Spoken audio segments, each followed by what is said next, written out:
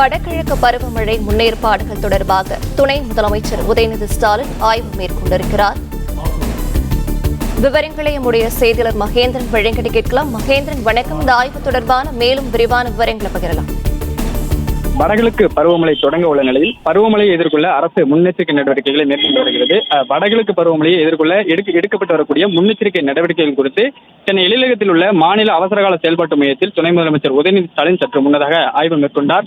அவசரகால செயல்பாட்டு மையத்தில் வடகிழக்கு பருவமழையை எதிர்கொள்ள எடுக்கப்பட்டு வரும் முன்னெச்சரிக்கை நடவடிக்கைகள் என்னவென்று அதிகாரிகளிடம் ஆலோசனை நடத்திய துணை முதலமைச்சர் கடலோர பகுதிகளில் என்ன மாதிரியான முன்னெச்சரிக்கை நடவடிக்கைகள் மேற்கொள்ளப்பட்டுள்ளது என்பதை அதிகாரிகளிடம் கேட்டறிந்தார். மேலும் மழைப்பொழிவு அதிகமாக இருக்கக்கூடிய மாவட்டங்களில் அங்கு என்ன மாதிரியான முன்னெச்சரிக்கை நடவடிக்கைகள் எடுக்கப்பட்டுள்ளது, மக்களை முன்கூட்டியே தங்க வைக்க என்ன மாதிரியான ஏற்பாடுகள் செய்யப்பட்டுள்ளது என்பது குறித்தும் அந்த ஆலோசனை கூட்டத்தில் அதிகாரிகளிடம் கேட்டறிந்ததாக தகவல் வெளியாகியுள்ளது.